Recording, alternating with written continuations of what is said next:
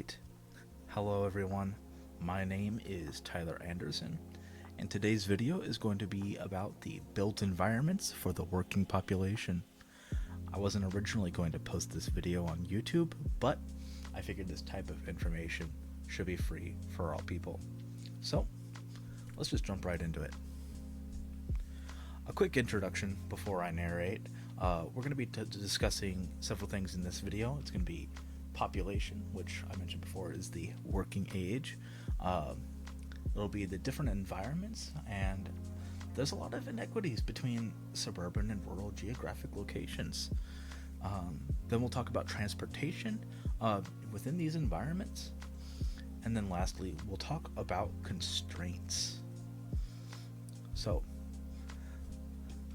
the population I decided to work with here is the working age population, which goes from ages 16 to 64. This could be all types of ages of people, which I know is broad, but as a chiropractor, I may be working with all sorts of people of all ages, so I just want to cover my bases now in this video while I have that option.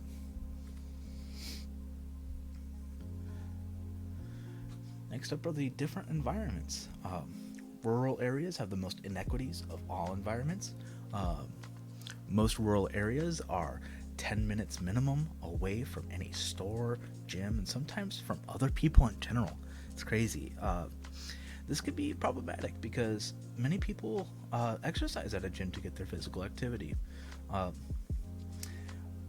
The people in these areas just feel like it's a time hassle, or it's just a chore to just exercise. Most of these people work on farms, but that's not the case for everyone. As for suburban locations, it's still less than ideal when it comes to physical activity, because although they're closer to gyms and stores and such, they're still way too far to walk, or it's too much of a hassle.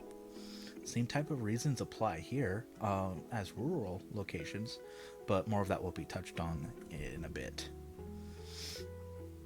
So then, next up we have urban locations, which are ideal for physical activity simply because of one reason, and that's because it's hard to drive.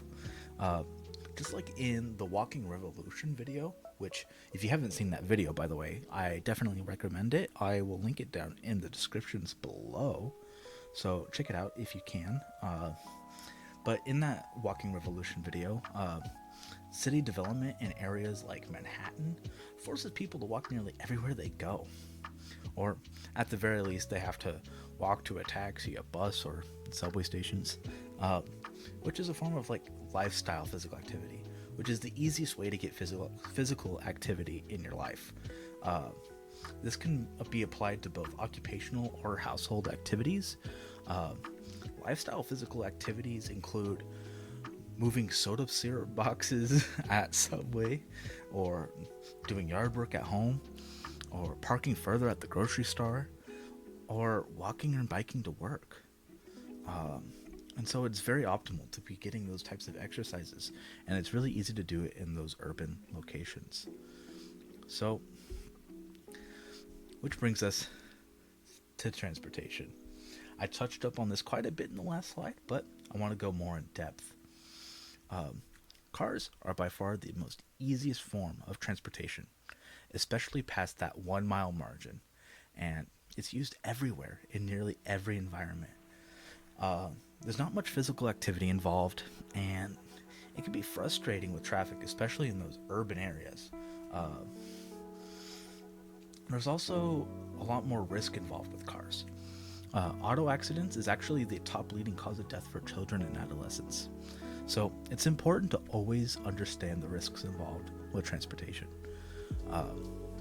Public transportation is the second easiest form of transportation.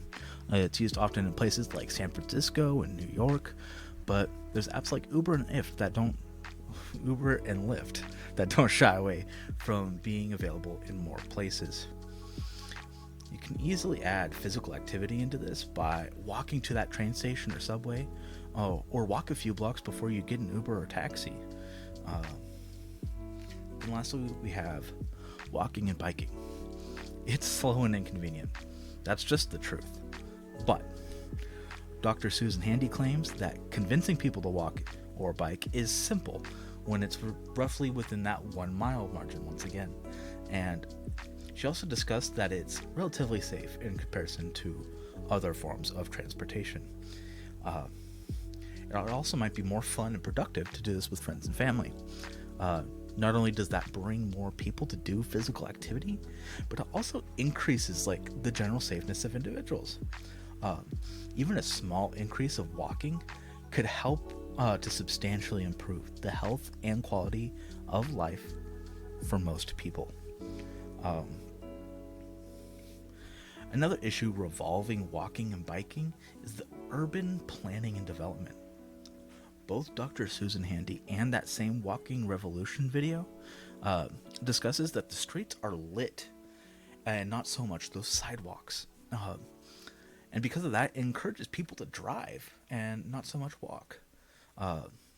So, in order to build a healthier community, it's ideal to create an area that people wouldn't mind walking in. Portland, Oregon has a couple good examples. There are separate lanes specifically for biking. There are streets around the city that are only walkable.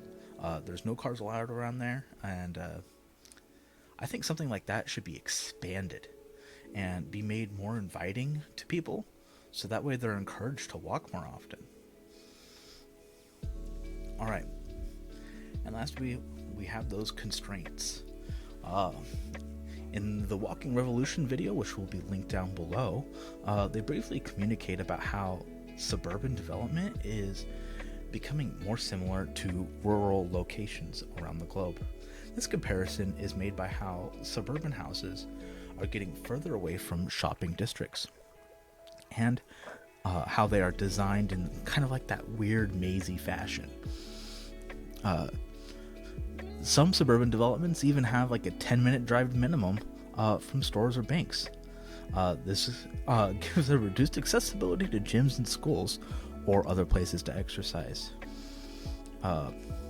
In the social ecological model, time and energy can be defined in the individual section of the diagram,